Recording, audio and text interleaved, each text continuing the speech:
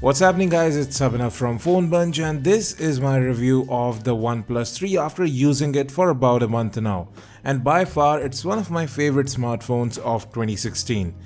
Before we get to anything else, let's talk about build. Now you have a complete metal construction here. It's actually quite a thin device.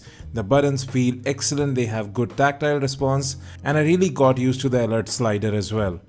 Overall solid construction. The sides of the phone are slightly rounded, which do make it easier to hold. Yes, there is a bit of a camera hump which can be easily solved by getting one of those covers for the OnePlus 3. At the bottom of the phone you'll find the speaker, which is quite loud. You have the USB Type-C port, primary microphone and the audio jack. Moving to the right of the device, you have the power lock and unlock button and the SIM card slots. Now this is a dual SIM 4G LTE cable smartphone with VoLTE, but yes, you cannot expand storage here. But at least you get 64 gigs of onboard storage, which should be enough. Overall, this phone not just only looks great, it does feel good to hold in hand as well. Yes, the design is a bit reminiscent of some HTC smartphones, but it still stands apart. Now at the back of the phone you'll find a 16 megapixel camera with optical image stabilization, and you have a LED flash right there as well. You can appreciate the subtle curve at the back, which does add to the grip of the device even though the back is slightly slippery.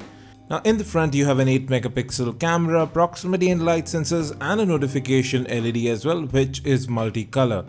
At the bottom of the display you have capacitive buttons flanking the home button, which also doubles up as a fingerprint sensor, and it does work out quite well. The fingerprint sensor is quite accurate and it works very fast. Now coming to this display, it has very wide viewing angles. It is a Super AMOLED panel from Samsung. Now you can also go ahead and tinker with the color balance of the display if it doesn't look good to you. You can turn it warm or colder according to your own liking. Then there is a night mode built in so that you don't strain your eyes. Now there is an sRGB mode available with the latest update, but I really didn't like that. I prefer the normal mode. Then you can have on-screen buttons here, you can swap those around. There's quite a bit of customization. You also have ambient display available here as you see, so you can either wave your hand over the display or just pick it up and it will show you whatever notifications you have.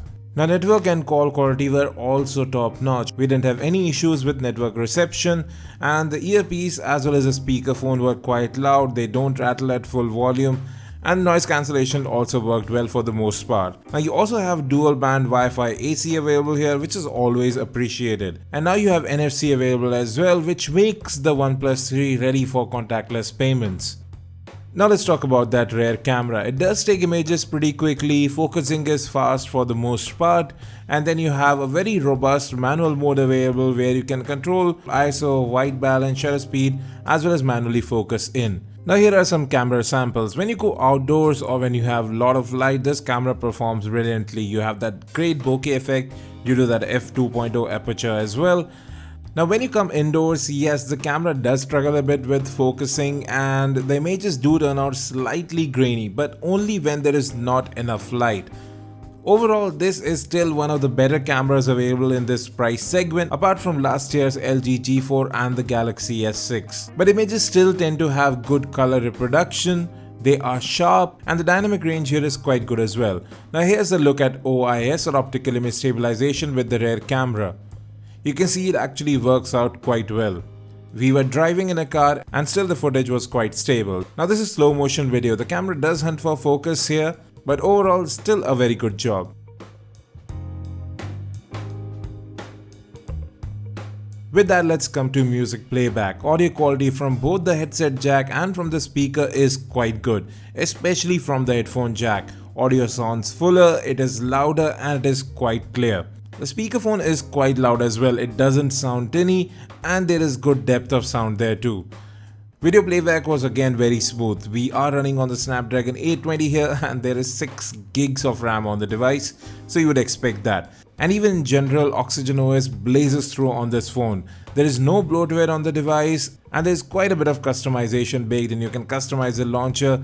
You can change the grid layout of your app drawer, you can play around with the quick toggles as well. There is quite a lot. And yes, we are running Android 6.0.1 Marshmallow right out of the box, and we have upgraded to Oxygen OS 3.2.1. Now I take a lot of images and videos on my phone, but even after that, without deleting anything, I still had about 20 odd gigs after using the phone for a month. So yes, storage won't be a concern, but if it is, you have USB OTG available as well. Now before Oxygen OS 3.2.1, there were some memory optimization issues. They are not there anymore. Apps remain in memory for longer and you can keep more apps as well. Now as I was saying, there is a lot of customization baked in and you have a dark mode available which not only increases battery life on the device, it actually looks pretty cool. You can even choose the accent color of all the different icons which you see right here. Now when it comes to general performance, gaming, web browsing, OnePlus 3 can stand neck to neck with any flagship out there, whether it be the HTC 10, the Galaxy S7, LG G5, any of them. This phone blazes through all the tasks that you throw at it, apps open up quickly, you can switch between apps a lot faster, and even with all of that, battery life is quite good on this device. Now it's not amazing, but you get through one day of use very easily, with about 4.5 to 5 hours of screen on time. And moreover, this phone charges very quickly. With about a 30-minute charge, you can get up to 60%, and in about 1 hour 15 odd minutes, it charges up to 100%. So dash charge really works here. Now before using the OnePlus 3, I was using the Galaxy S7 Edge. And let me tell you, the transition has been very smooth. I didn't notice any major change here. Yes, the camera on this phone could have been better, but again at this price point, I really can't complain about that. And really there is no comparison between camera performance of these phones. But if I just forget that for a moment, this is one of the best smartphones you can get under Rs 30,000 right now. Thanks for watching this video folks, I hope this helped you. If you have any questions, let us know in the comment section, and as always, have a great day.